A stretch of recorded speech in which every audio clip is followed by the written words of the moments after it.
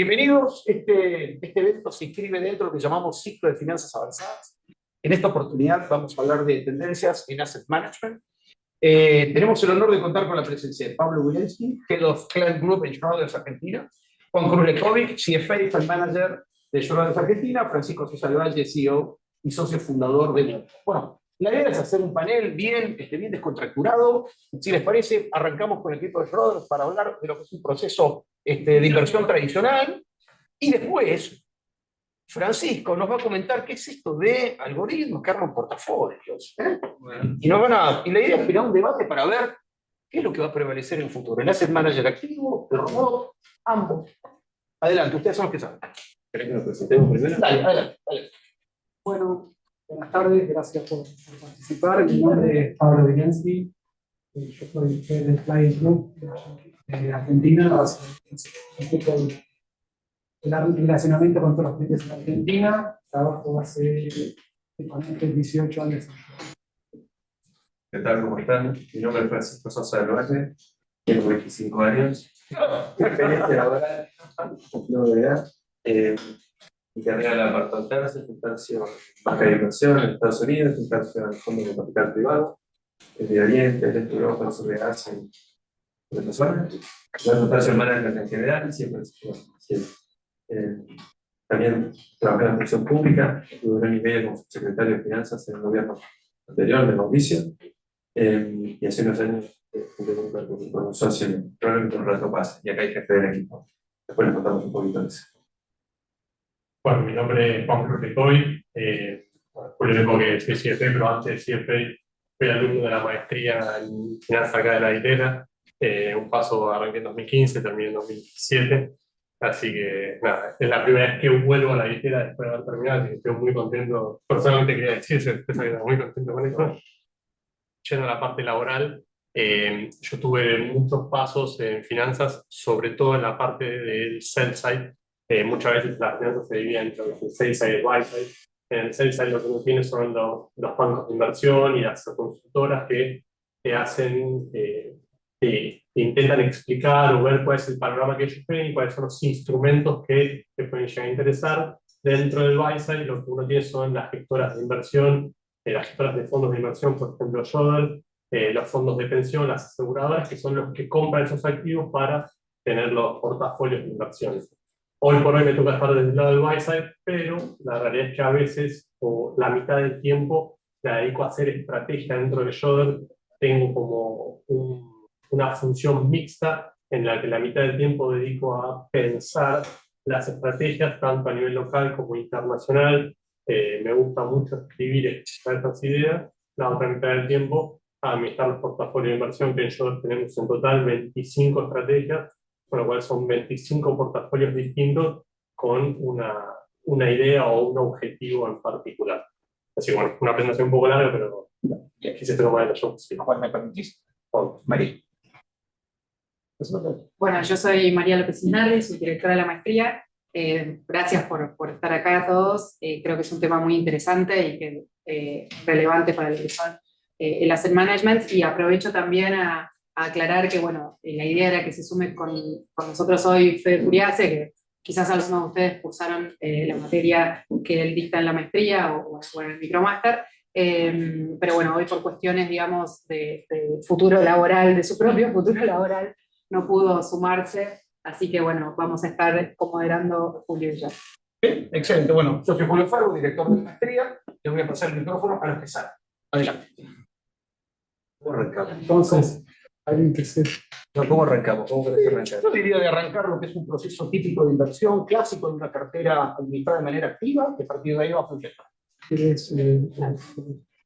Bueno, un poco la idea de esta charla va a comenzar hablando de las estrategias activas contra estrategias pasivas. Entonces, me parece lo mejor empezar explicando qué es cada una de estas cosas.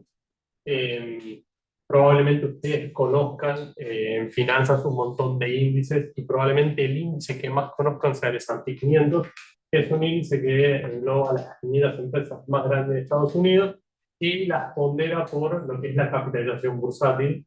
Entre paréntesis, hoy por hoy entre Microsoft y Apple, que son las dos empresas más grandes de Estados Unidos, con casi el 15% del índice, con lo cual Eso es un instrumento de finanzas, digamos, un índice. Las estrategias pasivas lo que hacen es replicar ese índice, como también se pueden replicar, no sé, el índice de bonos corporativos de Barclays, de Investment Grade a 5 años. Eso también es un índice y hay un montón de índices, el índice Merval, el Dow Jones, el Nasdaq.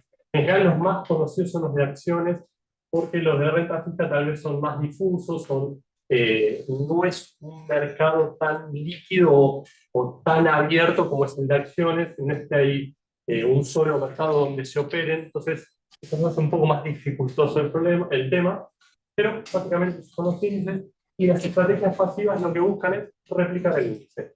Una estrategia pasiva que diga, yo voy a tener la misma performance que tiene el S&P 500. ¿Cómo? Comprando las 500 empresas del S&P 500, ponderándolas por la capitalización bursátil. Básicamente eso. Las estrategias activas lo que buscan es tomar un benchmark, es decir, ponerse como un objetivo, es decir, esto es lo que yo voy a perseguir y voy a tratar de ganarlo. Por ejemplo, voy a tratar de ganarle al S&P 500 o a ese índice. ¿Cómo? Tomando las 500 empresas más grandes de Estados Unidos y dándole la ponderación que yo quiera. Si Apple y Microsoft son el 15%, yo creo que son compañías que tienen mucho para crecer, les voy a dar un 20, un 25, un 30 de la cartera, dependiendo hasta cuánto pueda salirme de ese benchmark, hasta cuánto tenga tolerancia a desviarme. Así que básicamente esa es la idea. ¿Por qué hacemos Active Management? Para mí hay dos grandes motivos. Por un lado, porque creemos que podemos dar alfa. Y la realidad es que muchas veces es muy difícil lograrlo, pero el principal atractivo es ese, de tratar de darles un mejor retorno a los inversores respecto a lo que sería una estrategia pasiva de seguridad de sentimientos. El segundo punto es que en mercados que son mucho más líquidos, mucho más chicos, como por ejemplo Argentina, no está claro el tema de los índices, o es muy difícil que haya un índice, una estrategia pasiva. Por ejemplo, ¿cómo sería una estrategia pasiva de bonos soberanos de Argentina que ajustan por inflación? No hay un índice claro al cual perseguir, y ahí necesariamente tiene que haber un active management, una idea de portafolio que, por supuesto, tenga un benchmark, pero es muy difícil implementar tal vez estrategias pasivas, porque justamente no hay un índice al cual perseguir o al cual competirles. ¿Sí? Ya metiéndonos en lo que es dentro del active management, otro punto en particular que vos lo preguntabas, bueno, ¿cómo es un típico proceso de inversión, por lo menos dentro de Yodel? De ya que todo comienza por el lado de sales, los comerciales son los que tienen el contacto, y a partir de ese contacto nosotros nos ponemos en contacto con los inversores, y lo primero que uno tiene que hacer es hacer un perfil del inversor.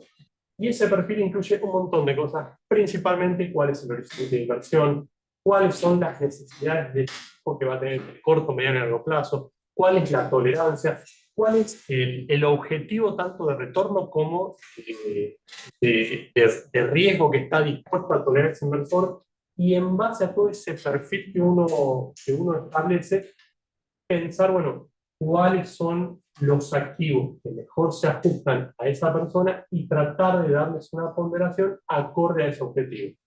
A grandes rasgos, si uno, por ejemplo, habla con una persona que tiene alrededor de 30, 35 años y está pensando en su fondo de jubilación, bueno, ahí ya uno tiene mucha información. Es una persona joven que se va a jubilar dentro de 30 años, está pensando en su jubilación, con lo cual no es algo una necesidad de corto plazo.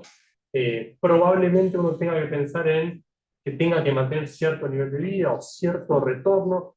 Todo eso hace indicar que, bueno, tal vez una cartera para esa persona tenga mucha más ponderación de equity, de renta fija, dada la edad. En el CFA recuerdo haber leído una estrategia que era algo así como, vos tenías que tener, será una estrategia obviamente a mano alzada, ¿no? De agarrarse el 100%, le restás tu edad y esa es la cantidad de equity que debería tener tu cartera. La lógica es que cuanto más grandes son, menos equity tengas, eso es un poco que tengas mucha más renta fija, pero el concepto está en que uno tiene que armar un perfil de lo que es las necesidades, un perfil del inversor, sea individual o un inversor corporativo, y en base a ese perfil pensar cuál es la cartera que mejor se puede llegar a ajustar. Como digo, dentro de lo que es de esa estrategia de seguir activa de inversión, uno puede llegar a, uno siempre tiene un benchmark, Lo que no queda claro es si ese benchmark es un índice o no al cual uno pueda llegar a aplicar una estrategia pasiva. Y ahí es donde tal vez todavía lo que es el Active Management tenga cierto lugar para seguir desarrollándose, hasta que, y quizás me adelanto un poco en la charla, la inteligencia artificial haga estragos. Es una tecnología que soy más bien aficionado, pero la respeto muchísimo porque creo que tiene un potencial que nosotros todavía no percibimos.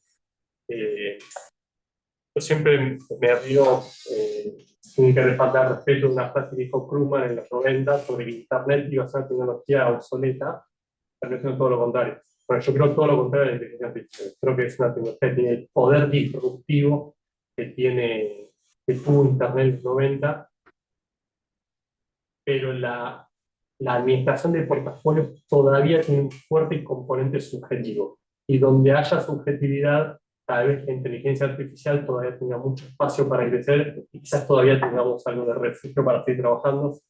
Pero me cuesta pensar hoy en un trabajo, ni siquiera hablo de Active Management, hablo del trabajo en general, me cuesta pensar un trabajo que no vaya a ser reemplazado por la inteligencia artificial en el mediano plazo.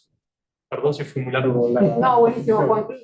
Quizás antes de pasarla a Pablo, hay contextos económicos en los que, desde el punto de vista de un inversor, tiene más sentido una estrategia pasiva versus una estrategia activa. O sea, en los últimos años, en parte por las bajas comisiones, bueno, los ETF crecieron muchísimo y parecía que de alguna forma era difícil ganarle al mercado. En parte tenía que ver con lo que estaban haciendo los bancos centrales y con un montón de otras cosas, pero ahora se habla más esta noción de que por el contexto, por las complejidades que se avecinan, digamos, estrategias de Active Management tienen más sentido que quizás hace 5 años. O sea, ¿tiene que ver con el contexto o con qué lo asociás vos, la diferencia entre una y otra estrategia? Puedo saltar en el medio, así, le doy a la gente, lo presento un asesor digital, les cuento lo que hacen y así dispara preguntas, así se enganchan ellos también en la conversación.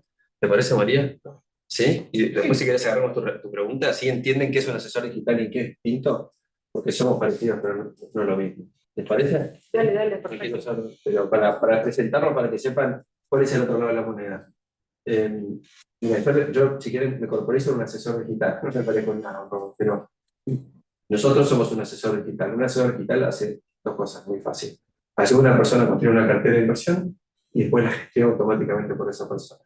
En general, los asesores digitales usan como activo subyacente un producto que es un ETF, que todo el mundo habrá escuchado hablar de eso, porque es un producto súper eficiente en costos, en transparencia, en diversificación, en un montón de atributos. Entonces, un asesor digital hace el mismo proceso de construir un perfil de un cliente, en base a esa construcción de perfil de cliente, le recomienda una cartera. La cartera se construye con ETF fundamentalmente porque es barato. Y después lo gestiona activamente. ¿Qué quiere decir? Que cuando la cartera en el tiempo cambia su constitución, porque un activo anda bien, otro anda mal, otro más o menos, automáticamente se recalibra la cartera. ¿Sí? Y hay asesores digitales que han evolucionado para que en el tiempo ocurra esto de ir bajando el perfil promedio de la cartera, otros que lo dejan permanente en el tiempo. Entonces, para hacérselo bien simple, ese es un asesor digital. Eso es lo que hace. Construye las carteras con un montón de simulaciones, construye una curva de rendimiento óptima, clásico, que lo he estudiado aquí, construye unas carteras, las monitorea con cierta periodicidad y las va ajustando lentamente, que ofrece asesoría barata y escalable, porque fundamentalmente es tecnología asesorando, es tecnología construyendo carteras, es tecnología evaluando si la construcción de cartera sigue siendo adecuada, si el ETF seleccionado sigue teniendo ese costo bajo, ese tracking error bajo, o los atributos con los que hicieron el ETF elegido, y después rebalancea la cartera y recalibra. Recibe dividendos, no reinvierte, rebalancea la cartera y permanentemente la mantiene activa. Eso es pura tecnología, simplemente eso. Los que invertimos con inversión pasiva, los que seguimos esa metodología, creemos que, mira, en el largo plazo, decimos nosotros, es muy improbable que una persona que recibe un mandato para ganar un índice le pueda ganar.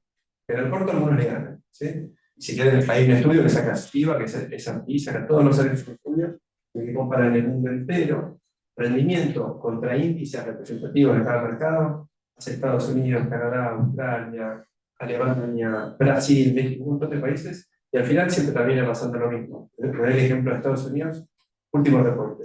En un año, el 49% de los gestores profesionales, gestores retail, le gana al índice, solo el 49%. O sea, puedes tener una moneda y claro, sé que una vez le ganas, una no. Eso en un año. Te vas a 3 años, ese número cae al 24%. Te vas a 5 años, caes a 17%, y te vas a 10 años y caes al 9%. Y encima aparece el problema, que no saben quiénes son.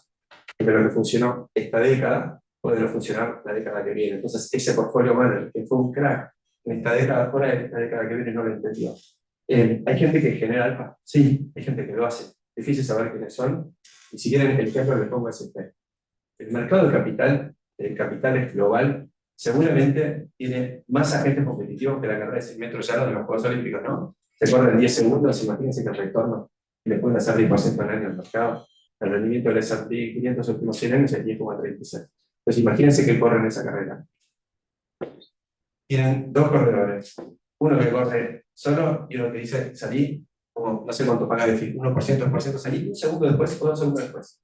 Y dígame quién piensa que va a ganar en el tiempo. Nosotros abogamos porque va a ganar el que corre más livianito.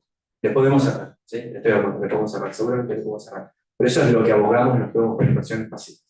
Entonces creemos, a tu pregunta, en el largo plazo, construir una cartera bien, hacerla eficiente, monitorearla, pero no la toques para lo menos posible, y empatar el índice. Es difícil ganar el índice consistentemente. Para nosotros creemos que a todos nos enseñaron a ganar, todos queremos ganar, todos queremos salir primero, pero el mercado de empatar está buenísimo. El que hace mercado está perfecto, está matando, si todos corren para eso. Entonces, saquemos los incentivos, sacamos estructuras, matemos el mercado con un ETF, y listo, te digo, eso es un inversor pasivo, y esa es la filosofía y la construcción de la cartera. Para mí está muy bueno porque este es exactamente el contrapunto. Yo soy una casa internacional global de Active Management. Entonces, un poco el contrapunto que acá queremos, y la idea de que sea nutritivo, es que ver las dos versiones de lo que es el mercado de asset management a nivel global. Hay veces que los índices, digamos, hay 2 temas, uno que quiero mencionar que me parece relevante, y nos pasa mucho en Shorts, es una casa global. A veces todo lo que vemos, o un montón de herramientas que hay a nivel global, implementarlas en Argentina, por lo que todos ya sabemos, las opciones de todo tipo y color, es como, a veces lo comento como si fuese tener un motor de Ferrari en un chasis de Fitito, porque vos, un montón de cosas que tenés para poder presentar o para poder ofrecer, por distintos tipos de restricciones, desde las cambiarias, regulatorias, de tipo de inversión, no se pueden hacer. Pero haciendo esa aclaración y visto de una perspectiva global de las capacidades, lo que se está viendo comercialmente, y es a mí el punto que me interesa, digamos, aportar, lo que son fund managers en Argentina, el trabajo que hace Juan Cruz y muy bien, es un trabajo que está, les diría a nivel profesional, no tiene nada que envidiarle a lo que es un trabajo, y de hecho colegas nuestros, amigos nuestros de Shorts, están trabajando en Londres, en Nueva York, de forma muy exitosa, porque imagínense que la curva en Argentina traidea por paridad, no por TIR, no por ir to maturity. Entonces, y cuando uno va a otra curva de Brasil, México, ni hablar las de países desarrollados, claramente un trader, un portfolio, claramente han sido muy exitosos porque acostumbrada a la incertidumbre total argentina, ir a un mercado que no cambia todos los días y que el precio no es 30, es la TIR es 5, le resulta bastante fácil. A nivel comercial esto cambia bastante porque todo lo que es el approach comercial de los productos es muy distinto a lo que se hace en Argentina. Entonces, alguien que vende en Argentina no puede ir a trabajar afuera antes de hacer digamos, un reacomodamiento mental para poder hacer ese mismo trabajo, que no es lo que ocurre en la parte de fund management. ¿Y por qué le digo esto? Porque hoy en día todo el trabajo de venta de inversiones, particularmente activo, ¿cómo se diferencia, digamos, en función a lo que comentaba, digamos, de ir por el índice o poder ofrecer, digamos, claramente esto es un tema del precio más barato y seguir un índice, o te doy valor agregado con un trabajo que hago y tengo que batir el índice. Esa sería, digamos, la premisa básica del passive contra active, o active versus passive. Pero después hay otra forma de verlo, que es lo que descubrieron, digamos, los fund managers activos, es que hay productos donde uno puede agregar más valor. Entonces empieza una forma de approach que es el storytelling. Hoy en día muchas veces se menciona lo que es ESG, Environmental Social Government, Private Equity. O sea, una persona, ¿cómo se vende hoy en día para que alguien que tiene no 100 millones de dólares, a través de un patrimonio mucho menor, pueda tener acceso a lo que es Private Equity? Bueno, hay fondos de Private Equity que necesitan una explicación de en qué momento el fund manager decide ir, juntar el dinero. No son fondos, a lo mejor con liquidez diaria, son fondos a lo mejor que se pueden suscribir una vez por mes y rescatar una vez por trimestre, pero es el acceso que tiene una persona, en este caso una persona que tenga patrimonio propio, y que el asesor de banca privada, que es un poco la versión persona, no la versión tecnológica, tenga una historia para contarle a la persona, que cuando lo llama le dice, mira, tengo este producto que me interesa. Entonces, esa reunión, ese llamado telefónico tiene que tener alguna razón. Y así como, por ejemplo, el vino se vende como un storytelling, los que hayan ido a Mendoza, ven que ahora la venta de vino es una experiencia. Si alguno fue a la bodega del enemigo, hay toda una historia atrás que es independiente del vino. La historia, de hecho, ¿por qué se llama el enemigo? Es una historia en sí misma. Y toda la parte vinculada a Dante Alighieri tiene que ver exactamente con eso. Y ahora la parte el investment side, la parte del sell side, como comentaba Juan Cruz, esto está dividido en lo que es en la parte de active, en el sell side y la parte de administración de inversiones. Entonces, nuestra nueva versión de ayornamiento tiene que ver con vender productos diferentes, que no sean esos productos indexados, porque claramente en un producto como el S&P hay cierto desafío, porque es un producto suficientemente líquido para que un administrador pasivo tenga argumentos para decir, bueno, vos me tenés que demostrar que sistemáticamente, pagándote un fee más alto que el que cobra un ETF, vos me vas a dar más retorno. Hay ciertas cuestiones de la razón por la que tenía este papel era de la concentración que tiene particularmente el mercado americano. Y este dato lo saqué hay gente de Schroders que obviamente estudia esto, porque nos interesa saber cómo crece el passive, que claramente, especialmente en Estados Unidos, viene creciendo en forma muy importante. Las 10 empresas americanas, esto es al 31 de octubre, es súper actual. Las 10 empresas americanas más de mayor capitalización bursátil son igual a la suma de el total del market cap de Canadá, Francia, China, UK y Japón. Entonces, ¿qué pasa?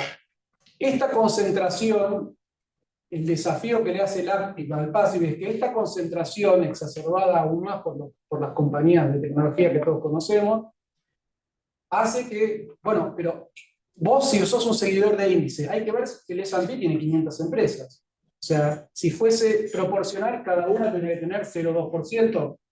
Entonces, estas 10 empresas tendrían que tener en una situación de equilibrio 2%, 0,2 por 10. Y tienen a lo mejor el 30 y pico por ciento de weight, de peso. Entonces, un poco lo que trata de hacer el Active Management es hacer el trabajo que permita que después de pagar el fee, ese stock selection, ese trabajo de selección en función a la investigación que hace, poder dar mayor retorno.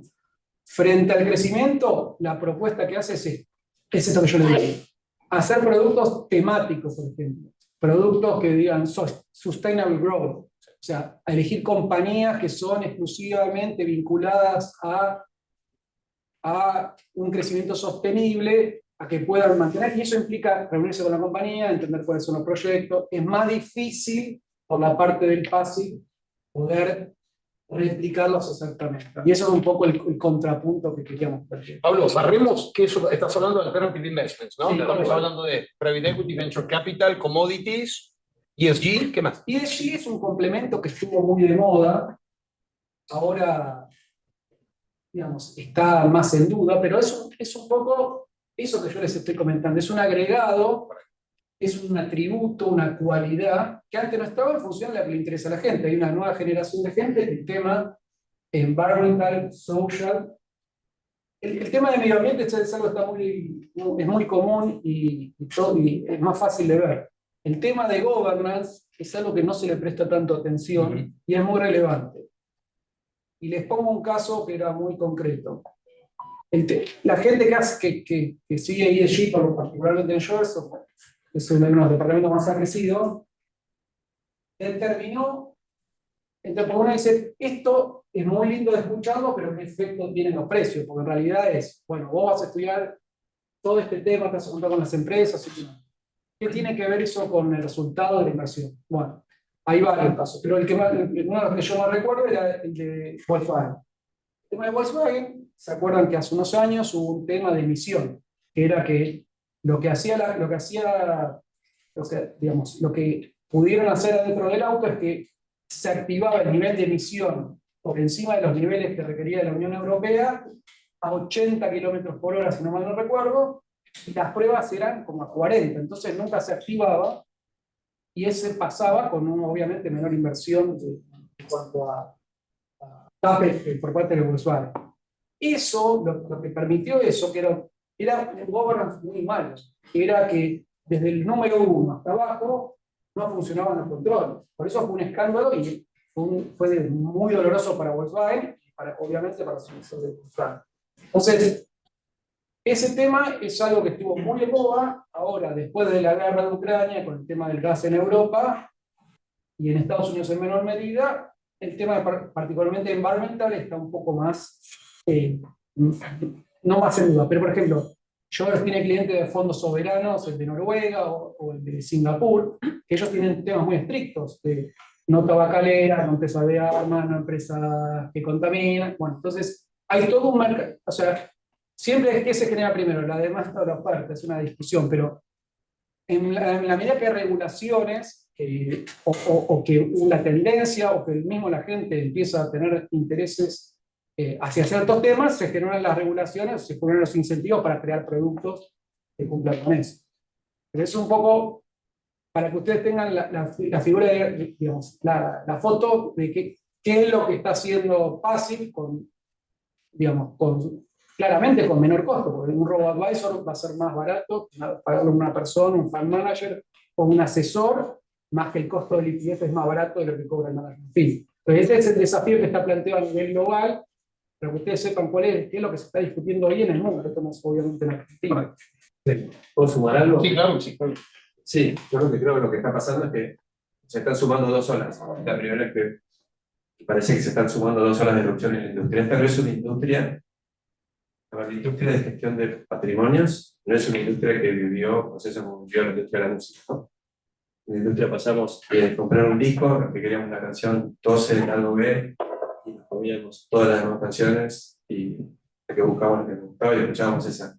Después llegó Snapchat, después Snapchat llegó Snapchat llegó Napster, y después, hoy en día, cada uno hace la banding de la música que quiere, y compra lo que quiere, y, ¿no? Escuchan la música cada uno lo que más le gusta. Esto, en el negocio de gestión de patrimonios, no llegaron estas olas. Esta es la industria a la que le han venido pegando, para mí, 3 olas. Pero ahora, la primera que vino son lo que se llama discount brokers, ¿sí? Son corretaje de descuentos, si quieren lo traduzco en español, que son un conjunto de compañías que nacen en los 70 y dicen, el costo de trading es muy caro, ir a la cadena de valor, ¿sí? Si hay como un custodio, una casa de bolsa, un asesorio cliente, y dice, esto es muy caro, hay mucha plata, mucha plata. Si le metemos un poco de tecnología, le cambiamos la ecuación al negocio y nos llenamos de plata. Y nace TD Ameritrade, y nace Schwab, y nace un montón de compañías. Ola número 1. En la cadena de valor, si quieren, ninguno de ustedes la veía, ¿no? O sea, estaba como atrás. Cuando se procesaban operaciones, en vez de ir a una oficina en Omaha a poner una orden de compra para 3 acciones, 25 no se podía fraccionar, 3 acciones de Apple, una persona se da vuelta, llama por teléfono a Nueva York, se ponía una orden, y primera ola. Esa es la primera, esa duró un montón, pero la tecnología se tardaba mucho. Y empiezan a llegar otras olas. Empieza a llegar una ola que, como se mete sobre esa, que son las plataformas de inversiones, para mí es la segunda ola grande. Que hoy está demonizado Robinhood, pero está Acorns, vinieron plataformas de inversiones en Estados Unidos que vinieron a interpelar ese modelo otra vez con comisiones más bajas. Y dicen, bueno, vamos más abajo, vamos a comisiones más bajas, vamos a comisiones cero. Segunda ola. La tercera ola somos nosotros para mí. La tercera ola son los asesores digitales, que en vez de interpelar hacia allá adelante, hacia atrás, hacia el negocio, interpelan hacia adelante. Y dicen, yo ya tengo un producto barato, tengo trading barato, ahora voy a interpelar asesoramiento. Voy a interpelar y voy a contra la máquina. ¿Quién es más poderoso procesando datos? ¿Quién tiene sesgos y quién no los tiene? No nos sorprendemos, pero sabemos que es hacia eso donde vamos, ¿no? ¿Quién es más capaz de tomar una decisión objetivamente inteligente a la hora de seleccionar en base a un montón de información? Después necesitamos empatía, necesitamos una persona que nos cuente bien, necesitamos un montón de cosas, pero llegó esa tercera ola que somos nosotros, que somos precarios para ver, ¿sí? No somos tan sofisticados como robots, no somos tan complejos, no hay una generación avanzada de robótica detrás de eso. Pero empieza a aparecer eso, empiezan a aparecer robots para contestar preguntas y robots para analizar comportamiento histórico para recomendar, agregado de información, un montón de cosas. La tercera, la ola que está comentando Pablo, es la que viene, ¿no? Y la del producto, que es divertidísimo. Que bueno, ahora traemos un producto, porque antes había que tener $1.000.000 para comprar una posición como el FI en un fondo de private equity, y ustedes quieren invertir también. Ustedes también quieren invertir en esas transacciones que valen 5 veces plata cuando se sale. Todos quieren eso, ¿sí? Entonces agarramos arte, agarremos private equity, agarremos campo y tokenicémoslo. Entonces esa es la ola de producto que viene, está buenísimo, que es divertidísimo.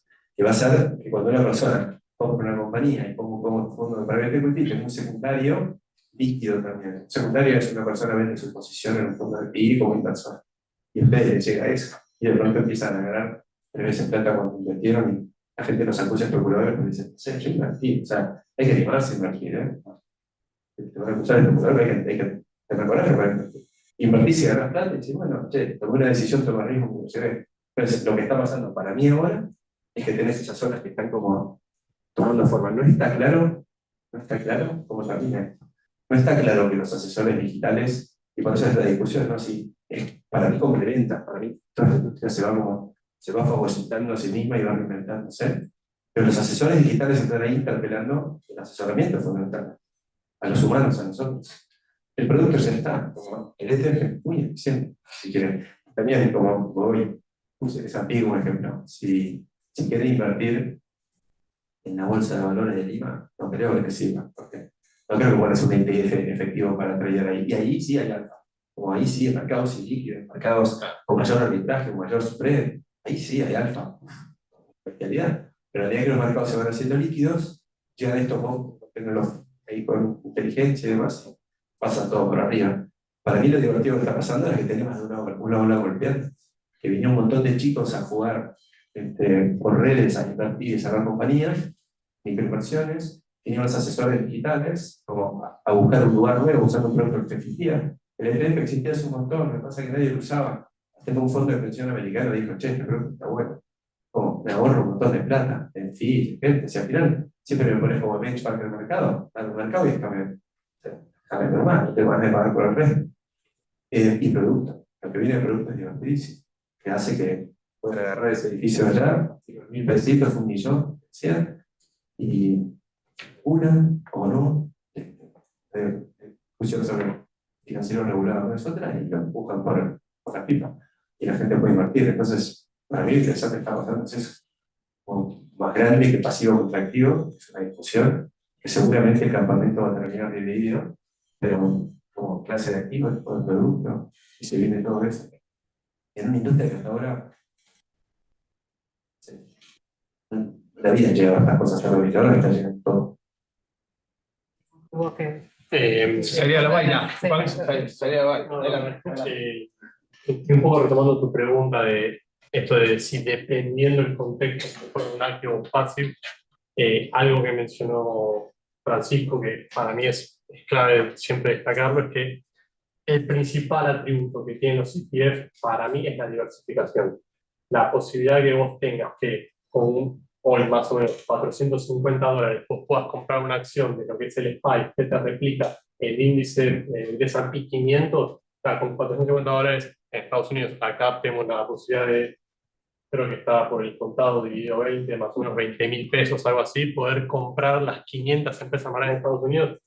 esa posibilidad para el retail es muy poderosa. Es muy poderosa y es un atributo que vale la pena destacarlo de lo que es la gestión pasiva, pero también, como destacaba Francisco, la gestión pasiva termina siendo muchísimo más eficiente en la medida que el mercado es mucho más líquido. Por eso el mejor ejemplo es el S&P 500, porque es un mercado líquido donde todos operan en el mismo lugar, todos conocen y hay muchísimos jugadores a la vez. El mercado de bonos ya empieza a ser un poco más difuso porque las operaciones son uno a uno. Hay plataformas de subasta donde uno dice, bueno, quiero comprar este bono y la gente ofrece diferentes precios, que obviamente vos puedes comprar más competitivo, pero en la medida que los mercados dejan de ser tan líquidos, la gestión pasiva quizás pierde cierta eficiencia y ahí es donde la gestión activa puede brindar ese alfa que trata de buscar.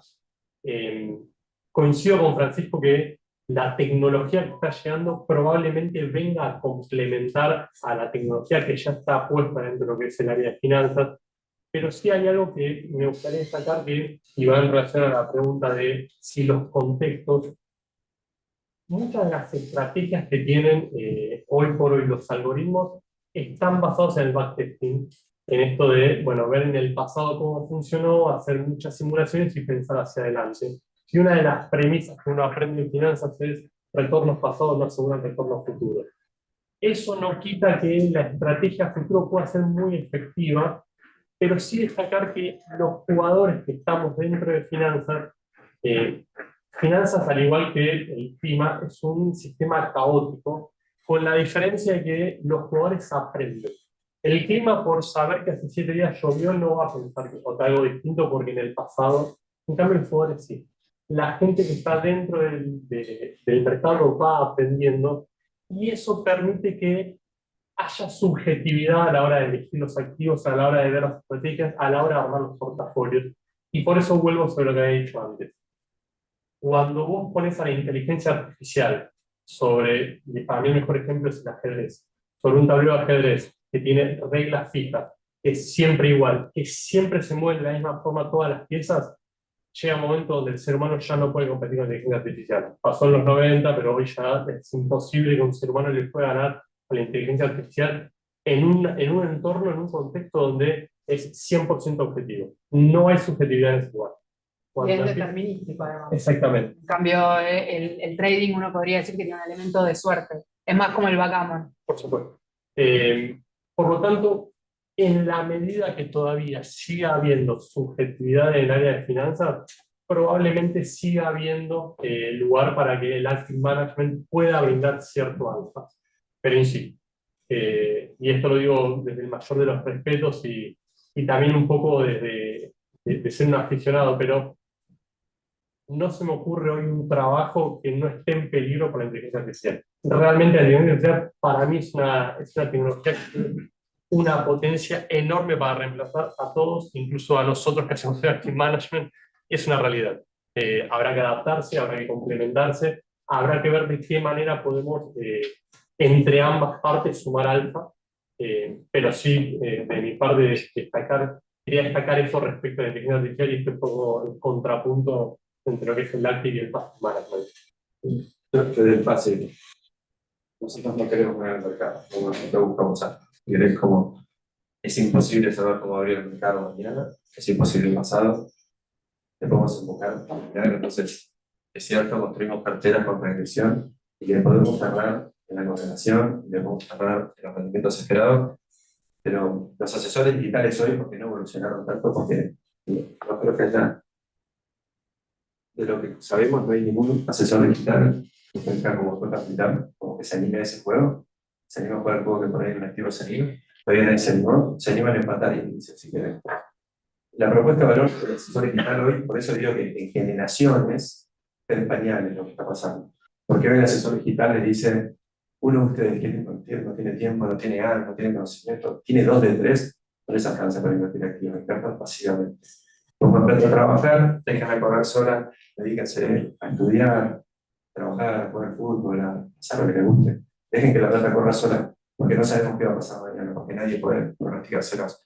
Creo que dentro de unos años, como va a venir una pelea más brava, de chavos más bravo, y un otro pasivo. Pero ojalá existan distintos actores, porque es como el mercado si no se volvería muy inestable, muy imperfecto, ¿no? Es como que necesitas inversores de corto, mediano y de largo, con alto perfil de riesgo, mediano y bajo. Si no, el mercado se vuelve tremendamente inestable. Si no es un mercado que se mueve porque todos nos comportamos iguales, es una manada al final, que ese comportamiento se exhibe, entonces ojalá que tampoco gane alguien, porque si no va a ser un mercado de una volatilidad extraordinaria. Vamos a vivir periodos como cuando se activan todos los tops, que aparecen, se activan todos y empieza a vender, se empieza a vender y empieza a vender. Entonces, espero que nos llevemos al mercado, espero que haya agentes humanos, agentes con distintos perfiles de inversión, con distintos horizontes de inversión, porque si no, mejor si las decisiones son binarias, solitas, sonamos. Pues creo que está pasando un montón de eso. Pero en ese sentido también hay lugar para todos los actores, o sea, cuando vos, Francisco, mencionabas esto de que son complementarios, o sea, también existen los hedge funds que Sin duda. el año pasado, no sé, hay muchos que estuvieron 20, 30% arriba del mercado y el S&P y el Fixed Income bajaron. Desde el punto de vista del inversor que puede alocar un porcentaje de sus ahorros a largo plazo de forma pasiva, en algo más de corto plazo, o puede, digamos, diversificar su propia cartera entre distintas estrategias de inversión. Seguro que sí. Seguro que sí. Es que va a haber un poquito más de distintas estrategias, de distintas clases de activos, seguro.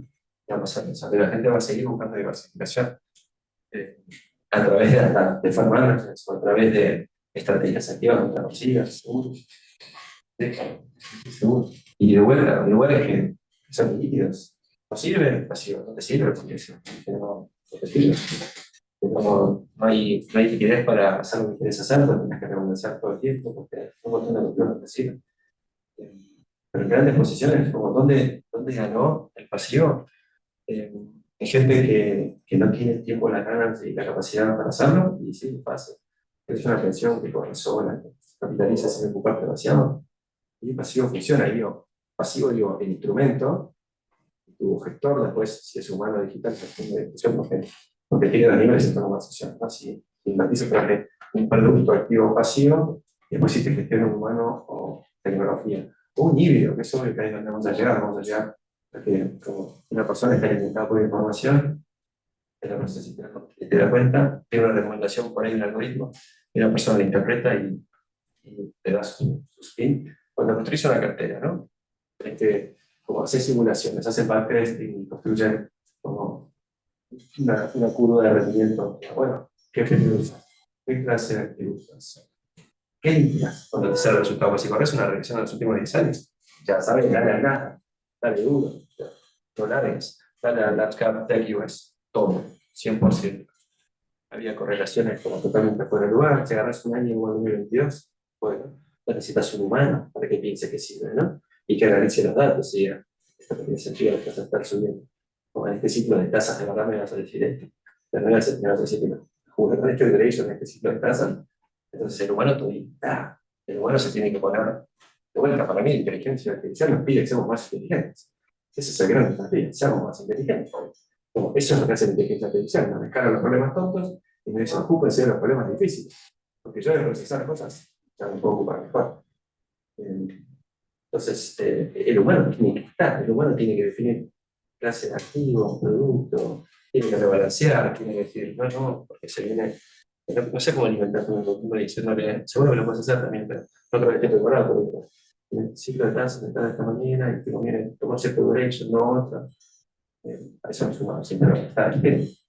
No, y aparte de sumar un poco a eso también que afortunadamente o no, por ahora el mundo todavía se maneja con humanos, los presidentes de los bancos centrales son humanos, los presidentes de los países son humanos, con lo cual esas decisiones subjetivas también impactan de manera en el mercado, con lo cual también está ese factor que hace que por ahora, por algún tiempo, quizás haya lugar todavía para que la imagen que pueda dar ese alfa a partir de esto, de bueno, estamos pensando que puede llegar a pensar el presidente de la Reserva Federal, el presidente del Banco Central Europeo respecto de las tasas, si las va a subir, las va a bajar, y cómo eso podría llegar a impactar en el mercado. El 2023 en ese sentido fue un año totalmente atípico, porque uno dice, bueno, están subiendo las tasas, siguen subiendo las tasas fuertemente, y en ese contexto al equity no le podría ir bien, menos a las tecnológicas. Bueno, este año todo lo contrario a eso. Entonces, nada, la verdad es que para mí ese factor, si se quiere, probabilístico, te enciende esa, no sé, por lo menos a mí, finanzas en sí, esto de tratar de pensar qué puede llegar a pasar y en base a eso tomar una posición, a mí es algo en particular que me apasiona, y creo que esa parte de subjetividad probabilística es como un condimento y ya si ya supiéramos lo que va a pasar dentro de un año, ya no sería tan divertido este trabajo. Julio, te iba a decir, no, si querías que abramos, si querés hacer la pregunta y después abrimos a las preguntas de la gente. Hacemos esto ahí. Cuando montaste Bunker, pensaste en clientes retail, pensaste en clientes institucionales. ¿Cómo se conforma hoy tu cartera de clientes? Sí. Sí, pensamos que, por ahí, te doy un poquito de contexto. Bunker es una compañía americana hecha para que gente de América Latina invierta en Estados Unidos. ¿Sí? Entonces, nosotros en esa banca privada vemos que los secretos de datos están bien atendidos, no lo califico por la calidad del servicio, sino por la cantidad. Un montón de gente los aplica. Están atendidos por un montón de gente que fuera, viene para acá y se va a abrazar. Y a la gente que tiene $50.000 o $100.000 no la quiere nadie, no lo atiende nadie. Le dijimos, a esta gente las queremos ayudar y nosotros no hacemos claros, no es una obra de calidad. Si estamos haciendo algo que nos parece que está bueno, parece que tenemos un buen producto, y ayudamos a un segmento que típicamente hace lo que puede. O sea, nuestros clientes tienen como se viajan con plata en los bolsillos y le depositan en las cuentas de una hermana que vive en Miami. O se van a España con euros y la depositan en la ex novia y pido la plata, por favor, dímela. Como, así vive, un montón de gente vive así, sin con plata en los bolsillos, depositando en ATM, se cuentan amigos. Yo trabajé en Estados Unidos, me quedé un social, quiero meter un número de teléfono, se agotaba. Entonces, esos son nuestros clientes, son esa gente que dice: yo estoy desesperado porque el sistema de pensiones me falló, porque el sistema de reparto no existe. Es un impuesto disfrazado, porque el sistema de pensiones privado le tengo que meter una parte voluntaria porque si no tiene como salteado. Entonces, esos son nuestros clientes, por eso empezamos. Y pensamos que el asesor digital con ellos era óptimo, pero no necesitas saber, porque lo único que tenés que saber es cuánta plata quieres invertir y cuánto dolor de estómago estás dispuesto a soportar cuando el mercado se mueve. O sea, viejo. ¿Sí? Siempre como eso. ¿Y cuánta plata querés ganar? Bueno, como se marcha con el ritmo, ¿no? Objetivos, restricciones, plata disponible. Entonces a esa gente le decís: mirá, vos tenés 35 años, 2 chicos, se malabarismo, tu marido labura, vos laburás, no tenés tiempo para respirar, te vas a meter a revisar si la acción de Snowflake dio resultados, si dieron. Olvidar, no tenés tiempo, no tenés, no vivís ni siquiera en Estados Unidos para sentir el pulso de cómo se siente. Entonces, déjame de una manera, desde tu teléfono para abrir una cuenta, que solo tenés que mover 2 flechitas, cuánta querés invertir y cuánto riesgo querés correr. Entonces, donde nuestra respuesta o suena es en ese grupo. ¿Por qué? Primero, porque son los niños perdidos, ¿no? O sea, están solos, están huérfanos, nadie los quiere. O sea, lo primero es por eso, porque estaban solos. Y después, hay gente, que es cliente de banca privada tradicional, que nos mira, porque nos dice: hey, lo pruebo. ¿Sabes qué? Lo pruebo, porque tengo un banquero privado que le pago, tengo de fondo con los que pago, como el rendimiento, no sé si siempre le dio lo que me dijeron. Entonces, lo pruebo, como le pongo, honestamente, le pongo fuego en mis zapatos a gente como ellos, y se le pongo fuego en los zapatos a mis asset managers, a mis banqueros, y vemos qué onda. No es un producto, claramente, como una persona que tiene mucha plata, todavía resulta cómodo, ¿no? Y necesita una persona y un montón de cosas. Pero bueno, va cambiando, todavía no llegó. Pero si querés, para mí, en perfil de clientes, como que va de la pirámide de abajo hacia arriba y va trepando. Y tiene que ganarle a prejuicios y tiene que ganarle miedo, pero va subiendo más para arriba. Genial, genial, genial. Damas y caballeros, los invitamos a preguntar. ¿Qué les parece? ¿Vamos a incomodar a los panelistas? ¿Les parece bien? Sí, incomodar. No,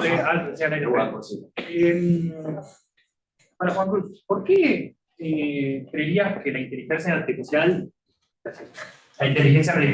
aportaría a esta cuestión de la gestión o esta idea de que, bueno, en el día de mañana seguramente sin laburo cuando en realidad el mercado depende de muchísimas decisiones, de muchísimos individuos, muchísimas preferencias distintas, con lo cual es bastante difícil, al menos en mi perspectiva, de que pueda llegar a tratar de agregarte valor ahí, dado que opera sobre una realidad que no pasó y que eventualmente en el transcurso pueden pasar mil cosas que de vuelta no haya digamos, esperado, no sé. Por mencionar un ejemplo, tasas no centrales, atentados, presentaciones de resultados no esperados, etcétera, etcétera. Como un poco, ¿qué crees que operaría sobre la base de lo que todavía no pasó y podría, digamos, mejorar en el transcurso del tiempo? Bueno, un poco la respuesta que adelantó Francisco. La capacidad de procesar datos que tiene inteligencia artificial, yo no lo voy a tener ni acá en 1000 años. Probablemente en un segundo pueda procesar mucho más datos que yo de acá literal a 1000 años. Con lo cual, ahí hay un montón de valor que puedo agregar. Es cierto que retornos pasados no aseguran retornos futuros, pero yo quiero saber cómo es la referencia. Quiero saber cómo le fue al mercado, yo quiero saber cómo le fue en contextos donde la Fed está subiendo tasa a los bonos, al equity, cómo le fue en particular a las large cap, a las small cap. Quiero saber cómo le fue a las tecnológicas. Todo ese procesamiento de datos a mí me nutre. Después, si yo hacia adelante puedo tener un view direccional, puedo tener algún punto objetivo, bueno, obviamente que me puedo apalancar en toda esa información, pero gran parte del trabajo de finanzas también está en ver qué pasó en la historia y tratar de ver si hay similitudes en los contextos. Otro lugar donde agrega muchísimo valor es en el algoritmo, en el trading algoritmo. Por ejemplo, el 1 de noviembre, miércoles 1 de noviembre, fue la reunión del FOMC de la Reserva Federal, es la reunión que hacen cada 90 días, no, 45 días. 6 semanas. 6 semanas, dependiendo del periodo, donde dan la decisión de política monetaria.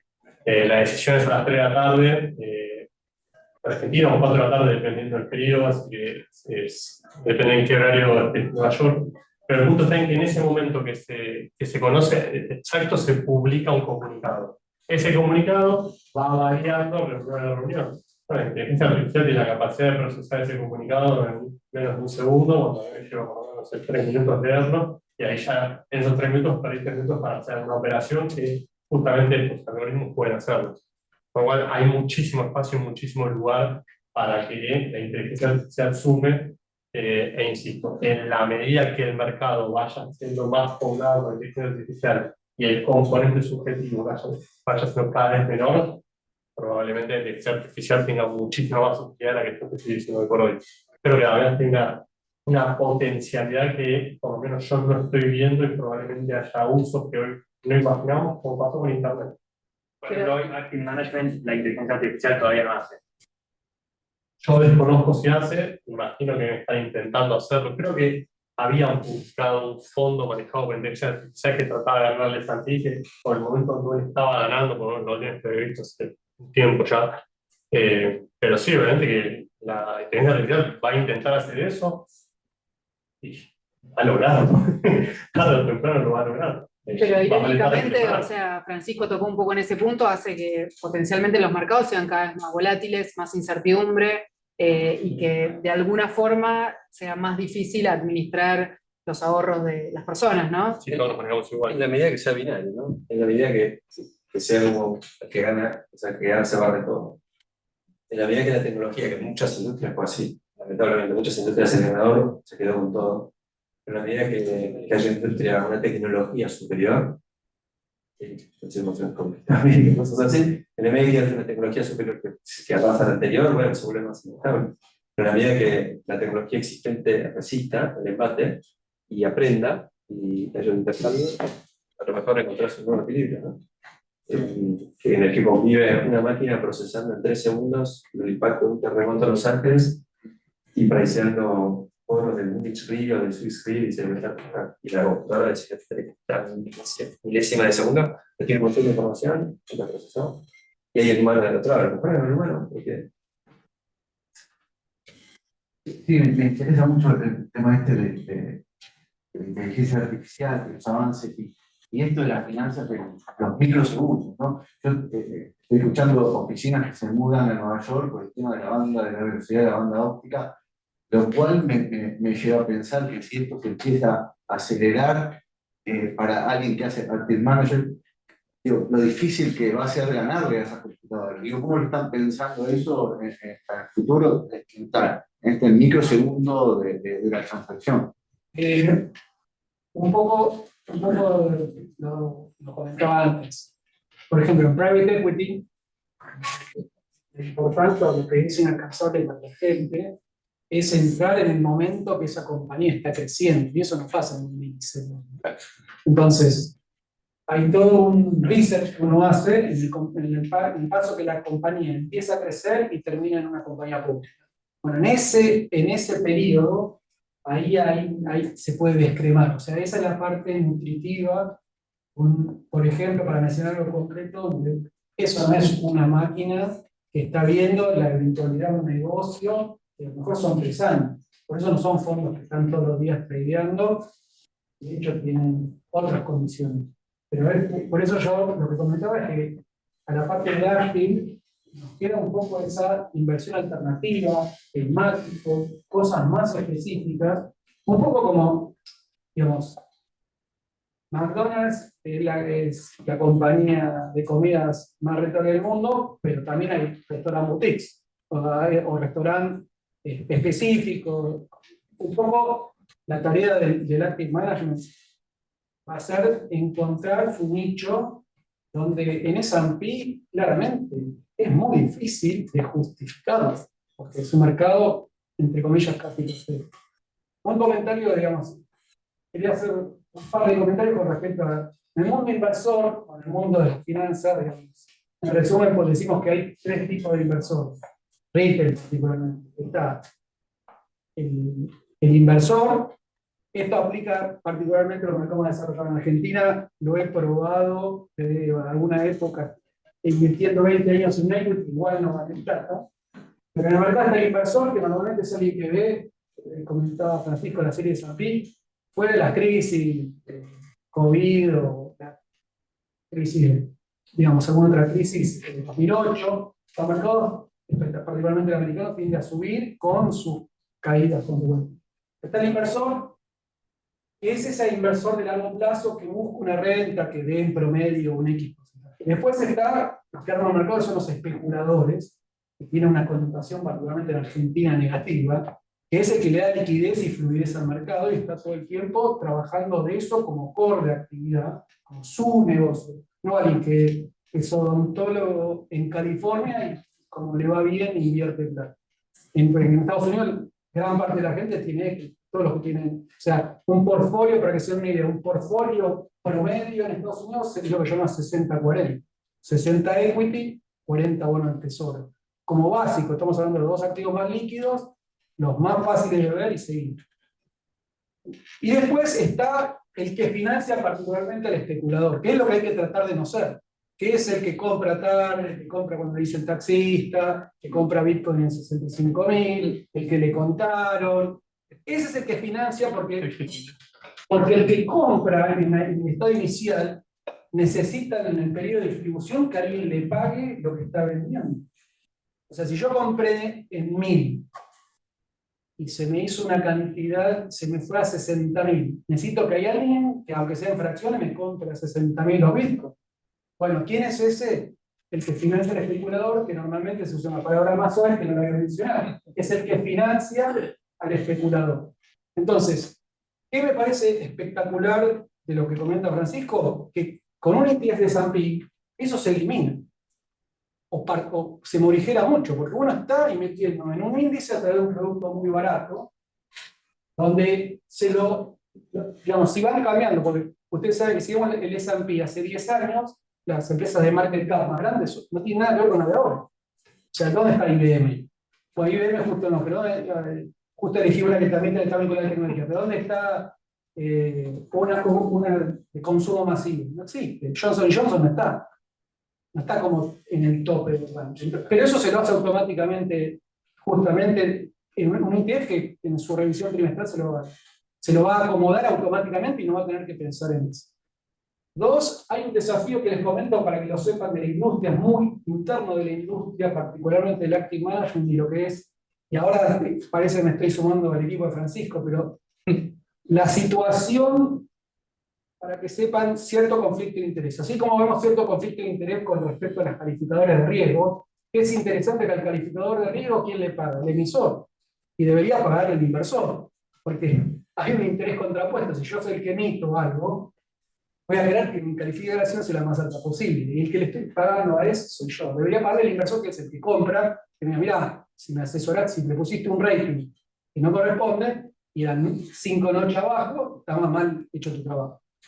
Bueno, en lo que es particularmente Latinoamérica, lo que es la distribución, es algo interesante porque en lo que llama el financial advisor, el banquero privado, un montón de gente en Argentina, Europa, nosotros hemos decidido exportar eso a Uruguay, particularmente por temas regulatorios, ahora ha vuelto algo, pero es una decisión de haber exportado todo el sistema de asesoramiento, es que al asesor,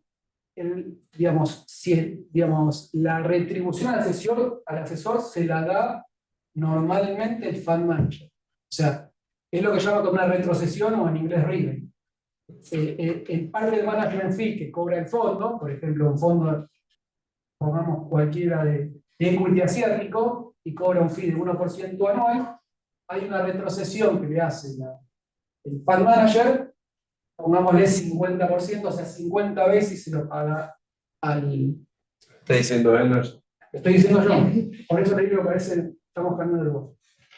Lo que debería mirar, y esto ya está pasando en Estados Unidos y en ciertos países desarrollados, es que el que le va a pagar, así como ponía de ejemplo las calificadoras, el que le va a pagar al asesor es el cliente en directo. O sea, no va a haber más retrocesión, no le voy a pagar el fondo, porque si no, ¿qué pasa? ¿Cuál es el incentivo?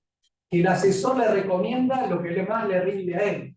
Es famoso en la industria diciendo que hay una rotación de cartera normalmente en Uruguay, que es que todos los CDRs para cambiar el auto, de 3 letras, hay una recomendación de rotar la cartera. Esta es un mito urbano, no sé si hay una recomendación de rotar la cartera. ¿Por qué? Porque a veces incluso hay lo que se llama upfront fee, o sea, uno para entrar tiene que poner. Entonces, esta migración que normal, particularmente en Latinoamérica y en Argentina de hablar, las tendencias vienen más tarde, pero vienen, es lo que vamos a ver que, bueno, vos querés que yo te asesore profesionalmente, bueno, te voy a cobrar y te voy a facturar a vos, cliente mío, y no te va a pagar el fund manager, porque claramente empieza a haber ciertos cuestionamientos con lo que yo le digo.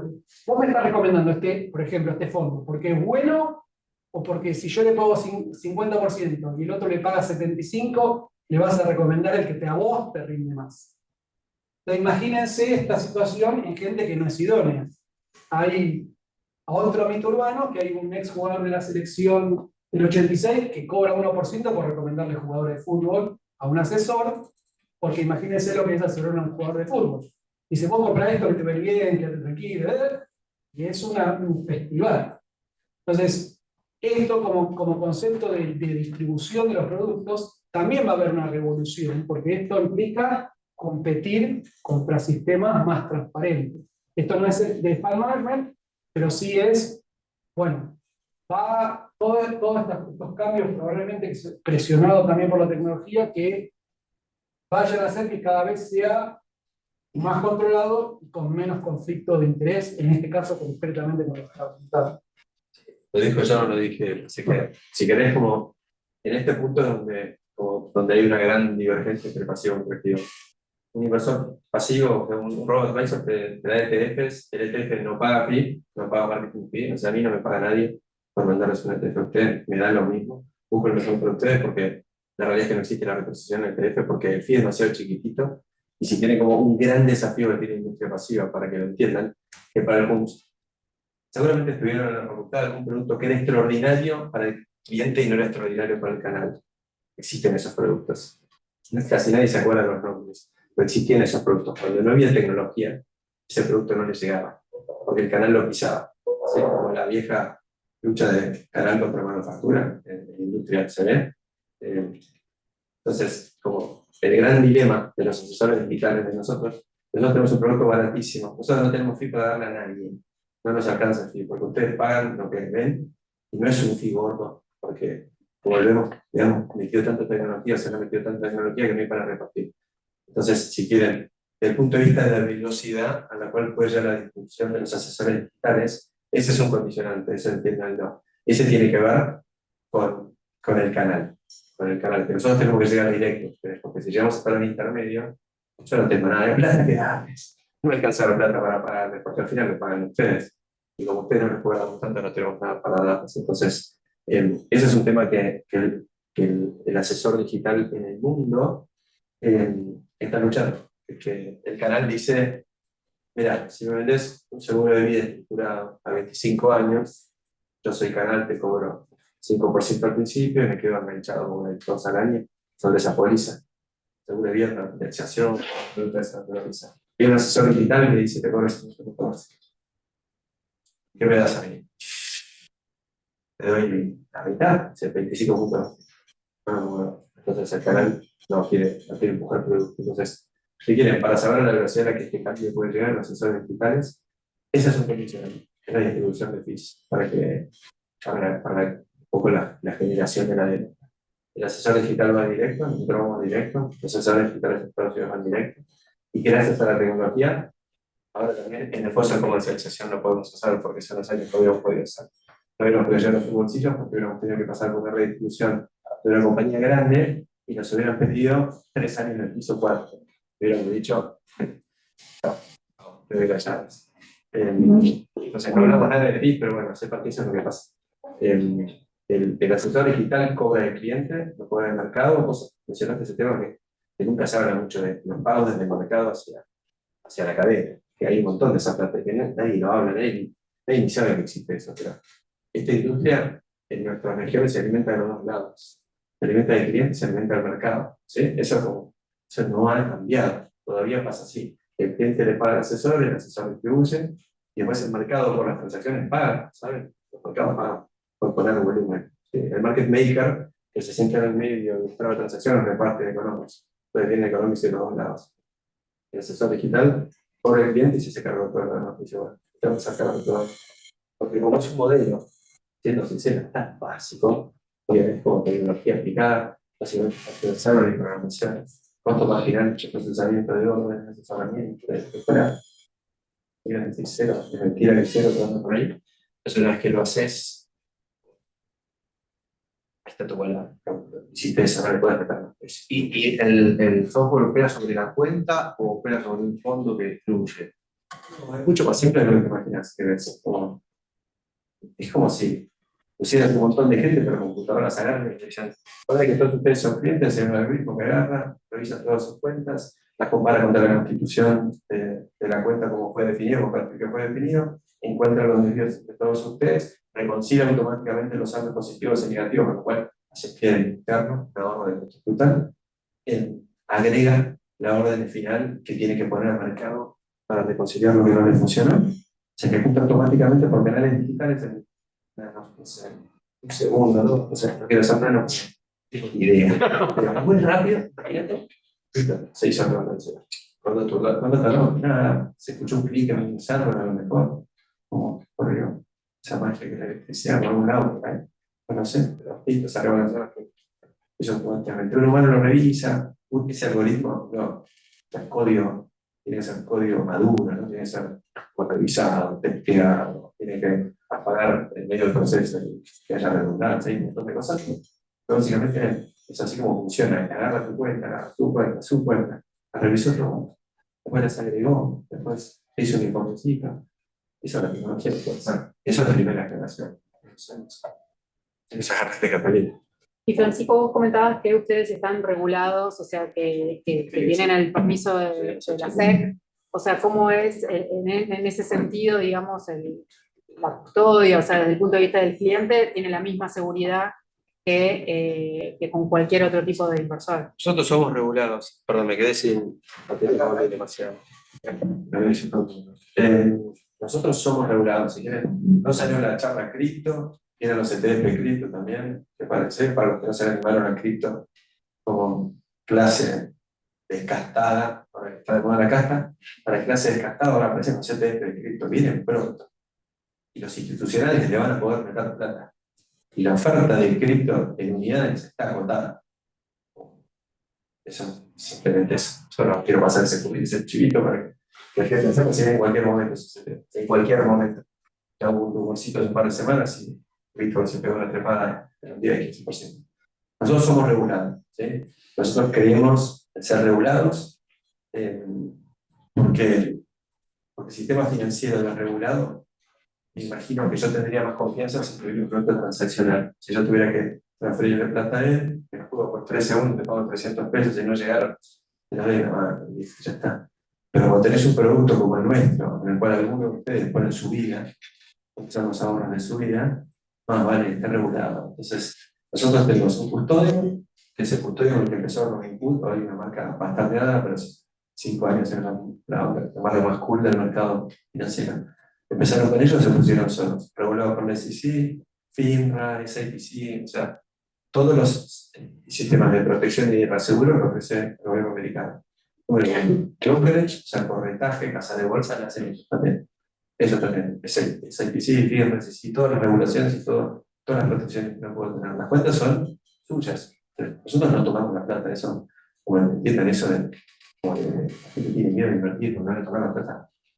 Un asesor financiero no toca su plata, no puede. Yo no tengo ningún control sobre su plata es suya, va a su cuenta, puede ser individual, conjunta, societaria, y se ponen órdenes a su nombre en función del acuerdo que establecieron entre ustedes y nosotros, de cómo se tiene que manejar la plata. Nosotros somos regulados. A mí, si cuando una bacana me agarran y me llevan con Osama y con, o sea, Guantánamo.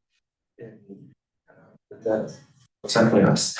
Entonces somos regulados, hay esta petición de cumplimiento que se verifica conmigo, con los hombres de carpetita azul, si hacemos una macana, nos audita el SEC, nos revisa periódicamente, tenemos un montón de procedimientos de cumplir, somos una compañía regulada en Estados Unidos. En América Latina, en Colombia tenemos una licencia, porque en Colombia el marco regulatorio que está establecido, que está claro, porque ahí, usan la palabra seguridad jurídica, hay reglas claras, hay reglas claras de lo que podemos hacer y lo que no podemos hacer. En Argentina, ahora vamos a ver. Hasta ahora recomendaban que no. Entonces, eso que pasó que nos limitó un montón. Nosotros no podemos hacer oferta pública, nosotros no podemos salir a vender. No lo podemos hacer. También, está perfecto, son las reglas. Pero como las reglas son tan poco claras, es muy difícil. Entonces, somos regulados en Estados Unidos, las cuentas son individuales, tenemos una porción de cash que hoy se invierte, un montón de gente tiene la dicotomía de invertir contra ahorrar, con las tasas donde están, ¿no? O sea, si las tasas. Si es un instrumento de renta fija o un plazo fijo me paga 4,5, quiero invertir o quiero ahorrar. O sea, me pongo en acciones a ver qué pasa, o le pongo el 4,5 y me voy a tomar la siesta. Ofrecemos eso, ofrecemos tasa para la gente que no se anima a invertir, a lograr una inversión y ahorra. No es lo mejor que deberían hacer, pero bueno, están buscando tasa y está. Y esa plata también está protegida porque esa va con un sistema de bancos que tienen los seguros de FDIC, que es el organismo de aseguro del sistema bancario americano, que cubre a cada individuo por un montón de plata y en el agregado por más. Entonces, cualquier ambiente con nosotros tiene su cuenta, y no creo que sean muchos abogados acá, pero tienen derecho, o sea, el derecho de esa cuenta. Si usted tiene un problema, tiene una cuenta con un reclamo cierto sobre una cuenta de su propiedad, que alguien puede agarrar y decir, a ver, este cliente lo ha contratado y viene a nosotros y nos llenan la cara de ellos. Entonces, se abre de cuentas individuales o colectivas, toda la cadena de valor está regulada. Todo. Menos para nosotros, en el caso particular de Argentina, que nosotros, nuestros esfuerzos de comercialización los tenemos que hacer en privado, uno a uno, tenemos que generar nuestra solicitación inversa, o sea, como cliente nos pida, porque la verdad es que las reglas como, están sujetas a excesiva interpretación. Y eso, hay demasiada discrecionalidad de interpretación de las reglas, es imposible operar. Porque no queremos traer reglas, decimos, bueno, no hacemos nada, hacemos una letra, muy poquito. Pero bueno, eso. No sé si contesté la pregunta. Sí, te diría que sí. Diría que sí.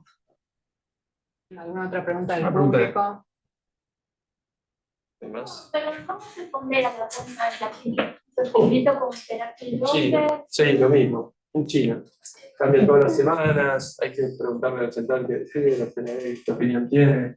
al gobierno si le parece que la plata es mía o de ellos. Sí, es en China. Si querés, en Argentina es el país más complicado de todos. Las reglas cambian. La propiedad privada no está clara. O sea,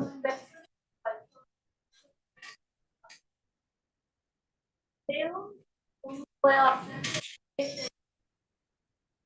Podría hacer otra sí, típicamente vas a una casa de bolsa, abrís una cuenta, te transfieren la plata, con instrumento que se compra acá, se vende allá, se convierte en dólares y se mete en nuestra cuenta. Un chino. ¿Cómo se dice? Y así, así, o sea, literal así, por ahí la semana que viene la regla cambia y la otra vez. Entonces, como a veces es un desafío en de cuentas, sobre todo para los argentinos.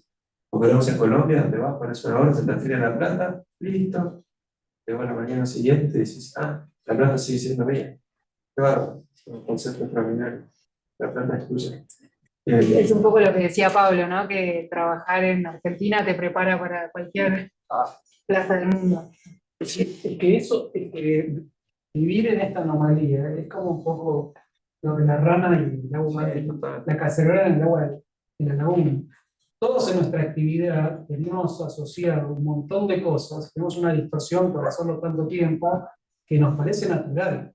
Entonces, la pregunta es espectacular, pero eso en cualquier otro lugar no aplica, porque no es un tema, a nadie se le ocurre dedicarle un minuto a ver cómo se transfiere la plata. De hecho, la persona más importante de Argentina es el que conseguía que le apruebe la CIDE y quitar la divisa. Ese es un genio. En cualquier lugar del mundo es el chico que entra en tesorería nueva, junior, para que diga, ves, hay dos precios. 20, 40, le pegas a 40 por el mundo de una importación. Entonces, nosotros estamos todo el tiempo, por eso yo un poco cuando comentaba esto, un poco en chiste del tema del motor de Ferrari, que es que todos nos dedicamos y ponemos un montón de cabeza en temas que realmente no tienen ningún valor. Hacer una operación de cambio no es una... O sea, acá es un genio el que la hace, con estrella, eso no existe. No existe en otros lados. Entonces, y uno se da cuenta, a lo mejor, así como cuando viaja se da cuenta que no está pudiendo celular, o puede hablar sin que me notee. Nosotros tenemos ese sesgo y de hacerlo mucho tiempo, esto ya es muy largo. Y por eso decía que algunas cosas hay que tratar de extrapolarse, mirarlo un poco más en perspectiva, algo más global, porque si no, esto está bien, está muy lindo, pero como dice ella, ¿cómo transferir la plata? Y es una pregunta que todo es complejo. O sea, cualquier cosa, cualquier actividad, a nosotros a Juan Cruz y a mí, que tengo con un nombre en inglés, que es Blue Chip Swap, y hay que explicarlo. Aparte, y esto digamos, como comentario, nosotros, hay una cosa que nos preguntan nosotros que es básica, es, bueno, lo que se llama el AUM, Activo Assets Under Management, activo bajo administración. Entonces, la pregunta de cualquier casino es, bueno, ¿cuánto es el activo bajo administración argentina? Pregunta básica que cualquiera contesta con un número, 1 billón, 2 billones, 5 billones, y nosotros le contestamos, depende. Depende del tipo de cambio. Claro, ¿Cuándo los 21? Entonces piensa que el IQ nuestro es 50. Esta es una pregunta que se contesta con un número. Decime, bueno, mal, decime un número. Depende de qué. Y depende del tipo de cambio. ¿Cómo depende del tipo? Y sí, si te tomo uno es una. Aparte, piensen que es un número es la mitad del otro. Entonces, estamos muy bien, y la compañía tenemos que contratar 10 personas, o estamos muy mal. Entonces, y no es directo, porque si le decimos, bueno, usamos el oficial, eso va a hacer que los activos de inflación sean mucho más altos, tenemos el problema salarial. Entonces tu sueldo también es muy alto. ¡Epa! Ahora, si usamos el que nos conviene, digo, che, los sueldos internacionales están re bajos, está bien, pero manejás 2 mangos. Entonces, todo es complejo. No podemos contestar esa pregunta que es básica. sí, yo diría que lo lindo es que si se normalizara, en Estados Unidos están pasando un montón de cosas y en el mundo están pasando un montón de cosas que van a llegar eventualmente, ¿no? En Estados Unidos, si los nómadas digitales, los chicos que trabajan tecnología acá, estudian acá unas pocas cuadras, trabajan para Berlín, trabajan para Londres, trabajan para un montón de lados, cobran afuera, tienen una cuenta en Wise, PayPal, Pioneer, Diem o Bill, y después a partir de eso se pueden abrir una cuenta de banco, tiene una tarjeta de débito americana o de crédito, Pero que sí, empiezan a moverse como, y eso va a pasar, eso va a pasar. Se van a decir los reguladores, van a decir, yo no controlo esto. Pero eso, si quieren para el lado positivo, lo divertido es que se viene eso. Lo divertido es que la normalización va a empezar a aparecer, que tu pregunta va a ser transferir plata, apretar los botoncitos y girar para allá. Claro. Sí.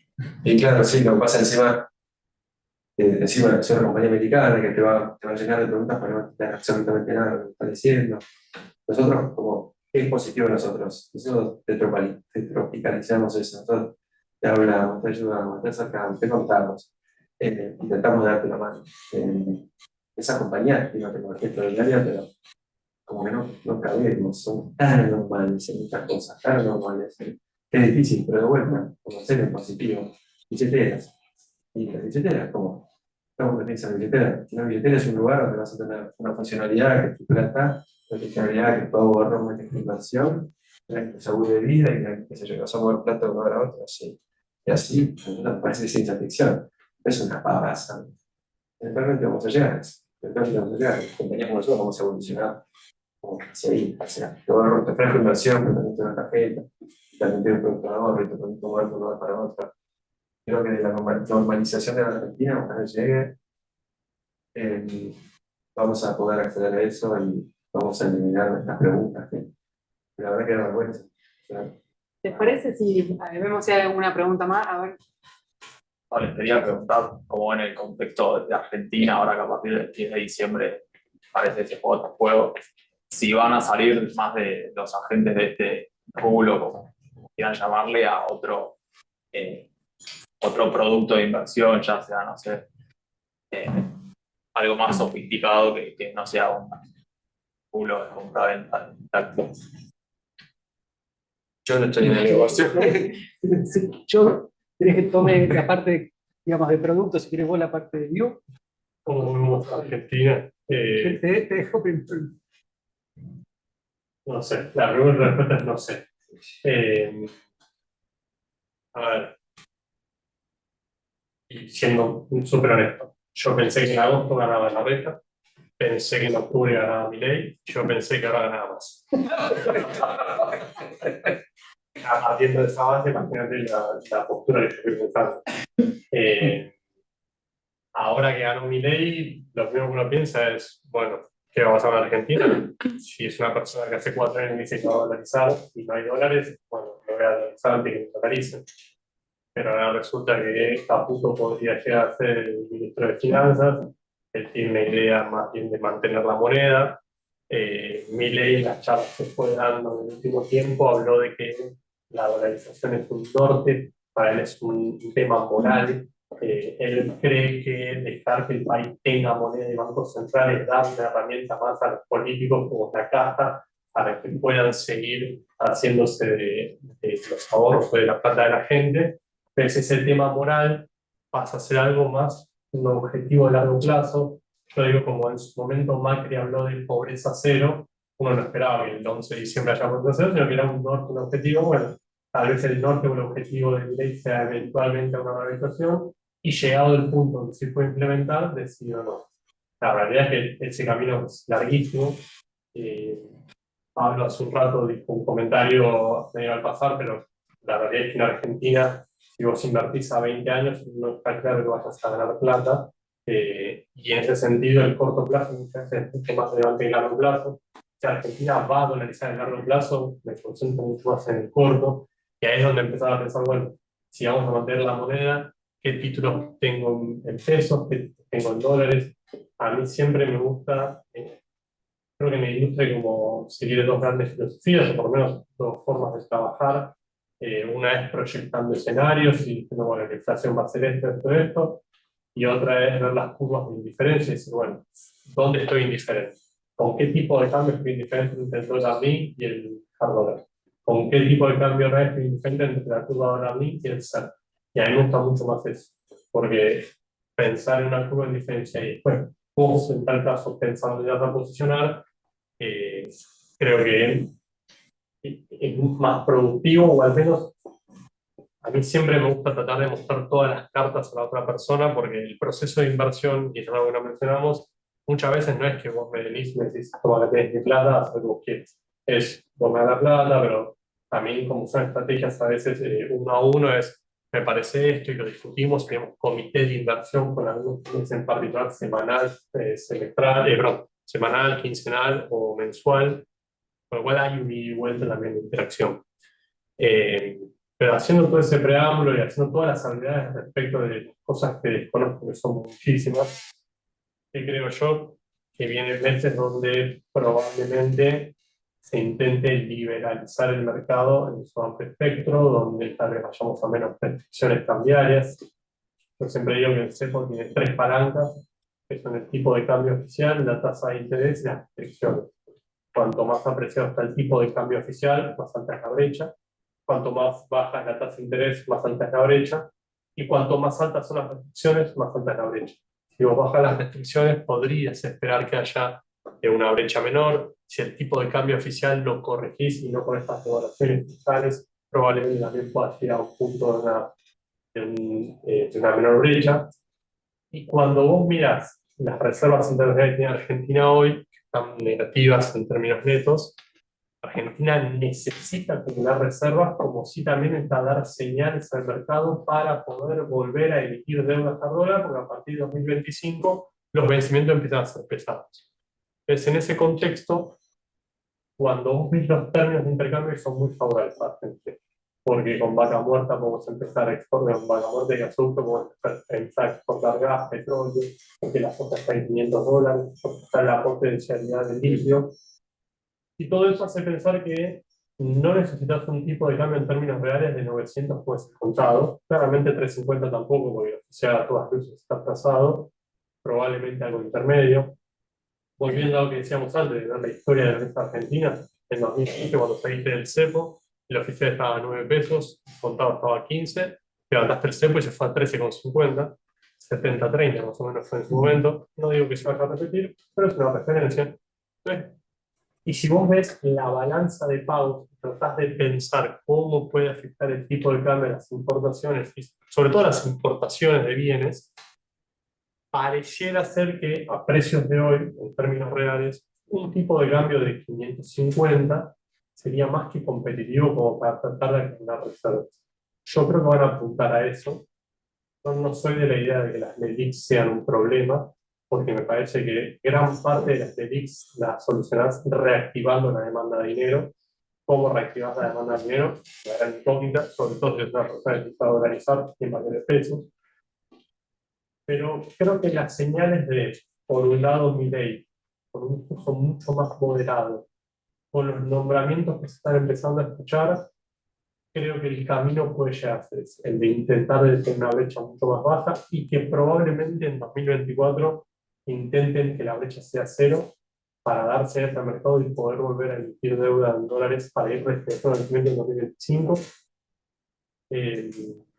Un fuerte ajuste fiscal, como dijo Milei, él habla de 15 puntos de recorte, porque él habla de que el Banco Central tiene 10 puntos de déficit cuasi fiscal, esto es lo que paga de intereses, y entonces su balance genera 10 puntos de déficit cuasi fiscal, y 5 puntos en lo que es el Tesoro, porque hoy tenés un déficit primario de 2,5 puntos aproximadamente, y poco más de 2 puntos de intereses, redondeamos en 5 puntos, que traen el recorte. Él lo que quiere es pedir a un balance fiscal financiero del 0%, y para eso necesitas un superávit primario de 2,5 aproximadamente. Ese es el norte. Creo que la experiencia de Macri de 2015 sirve como referencia y Milei la toma como para decir, mirá que si lo que no haces en los primeros 6 meses del primer año, probablemente no lo hagas nunca más en el mandato porque entras en otra dinámica electoral, porque entras en otro problema, porque la luna de miel son los primeros 6 meses, porque el primer ajuste de tarifas la gente lo entendió, ya el segundo ajuste de tarifas no, porque si ya los habías corregido.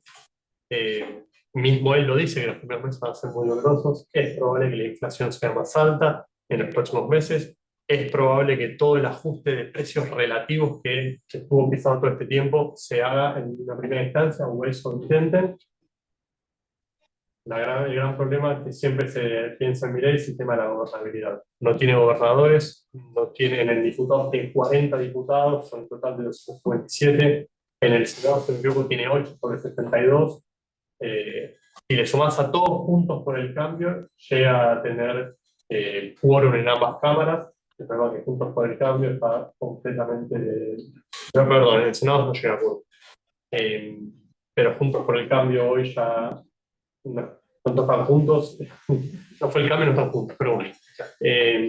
Entonces, esa gobernabilidad, pasar todas las leyes que él quisiera pasar para hacer ciertas reformas por el Congreso, puede ser difícil. Gobernar por decreto, no sé si es tan fácil. Nada, desde ya que desde lo discursivo, desde las propuestas, desde lo que es el norte que está planteando con todos estos ajustes de precios relativos y ajustes en la economía, la verdad es que si vos tenés bonos que, por ejemplo, hoy cotizan a 30 de paridad y la deuda empieza a ser sustentable, solo con que vayas a cotizar como un single B negativo, que es 10 de tasa, los bonos son más del 100%. Con lo cual, es un escenario desde lo discursivo muy favorable, creo yo, para ciertos activos que tienen relación de retorno muy atractiva, como los bonos soberanos en dólares.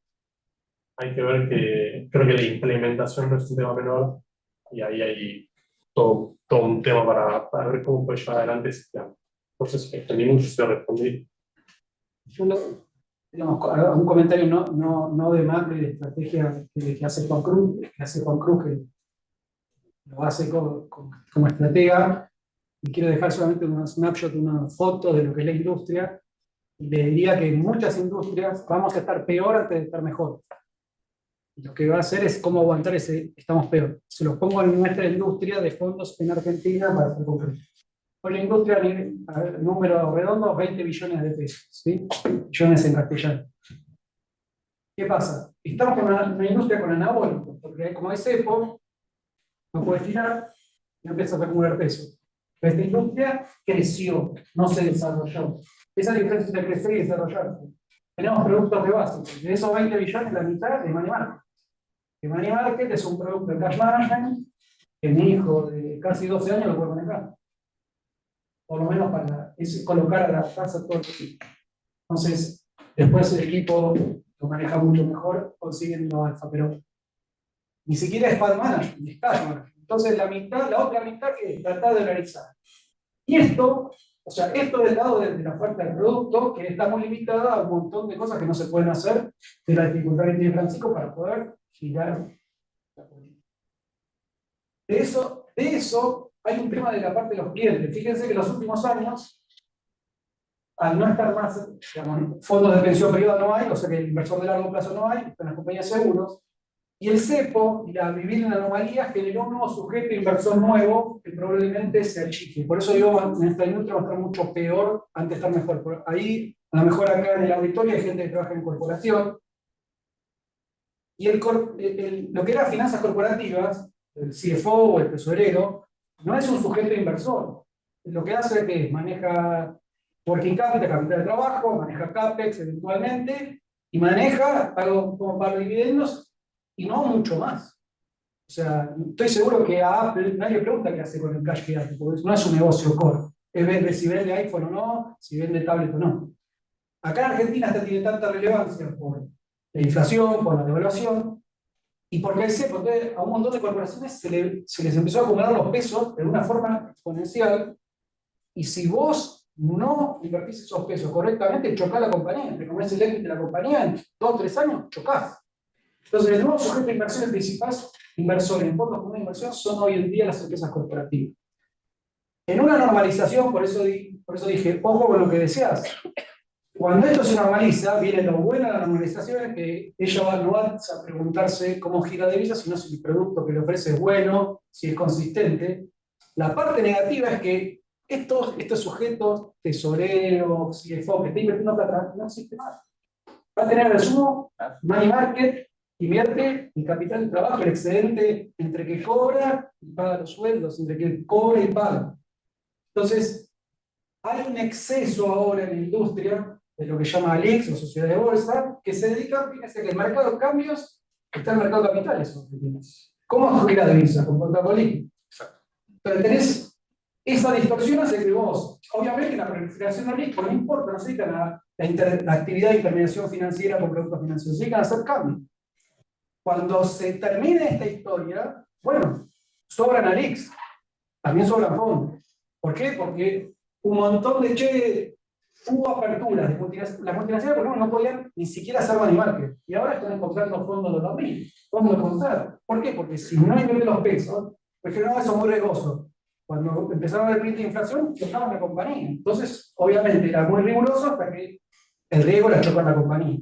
Entonces, para que tengan en cuenta, la normalización va a venir también con un achicamiento, con un reacomodamiento de esto y la industria, antes de volver a crecer, va a sufrir estos embates, la nuestra industria. Les digo para que tengan una idea de, bueno, todo esto, o sea, todas estas anomalías generan negocios, generan inversiones, generan spreads y generan oportunidades que, bueno, en la medida que vos tenés que salir a competir, porque ya para que te pongan plata no va a haber sexo. El tipo puede girarla afuera si quiere, podrá invertir como quiere, podrá invertir en su propio negocio. Entonces, un poco diciendo qué es lo que viene para la industria de fondos, no hablamos mucho en particular de Argentina porque hablamos más a nivel general, pero fíjense que la normalización cuando venga también va a traer ajustes. Con esa nota de tendencia de asset management en el corto plazo de Argentina, que no fue muy optimista de alguna forma, podemos ir cerrando. No, dale. No, digo, después se va a desarrollar. El tema es de corto. Claro. El corto vamos a hacer el ajuste. Después vamos a crecer con buenos productos. A ver, Más normal. Me parece que había una preguntita. Cerramos ahí. Ahí va, dale.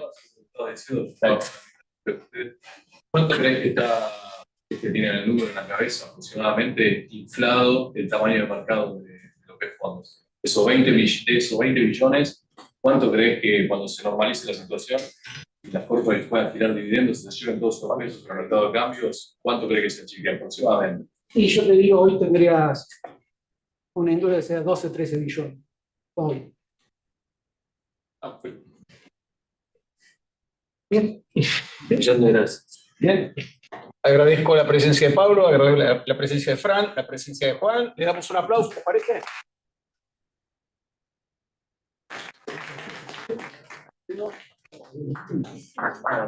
Muchas gracias.